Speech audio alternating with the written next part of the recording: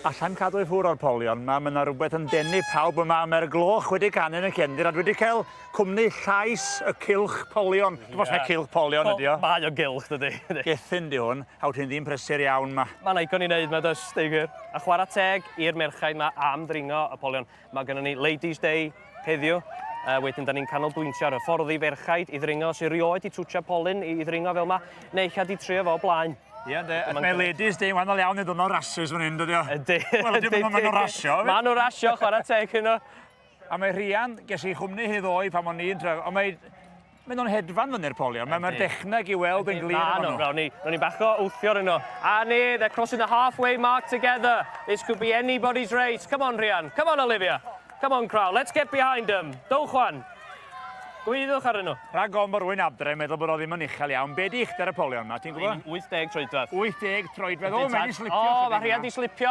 Dim ots, mi geithio'r techn... A ni, mae nôl ar y polyn.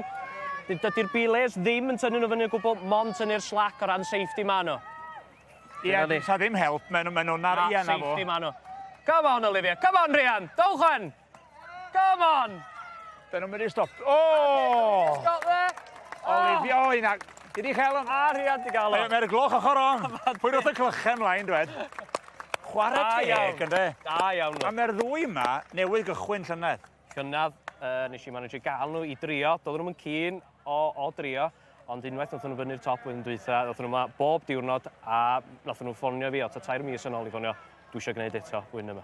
Ac yn sgil hynny, mae yna ambell un arall wedi gofyn i gystadlu lenni hefyd. O, bendant, oes tad. Gwych ynddo?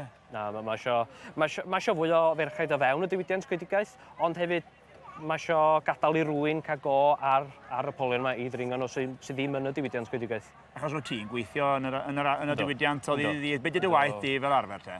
Rhywbeth o fod yn torri coed, contractio, subcontractio, treinio hefyd o fewn y byd gwedigaeth. A da chi'n dringo fel un yn dy waith bob dydd, neu di hwn fwy o ryw hobi pen wythnos? Mae hwn rhyw ath i wneud yn wsos o sioe dydy, i fod yn onest. Wedyn, anamam o rwy'n dringo polyn fel yma. Fel arfer, mae'r africa ar y ffordd eisiau torri. I fod yn onest. A mae hyn yn cadw ti ar bar yn y sioe? Yn hollol ydy. A mae yna hit arall ar y ffordd, dwi'n siŵr, felly, neu fod yn dawel, mae gen ti job bwysig i wneud. Diolch o'r ti. Diolch.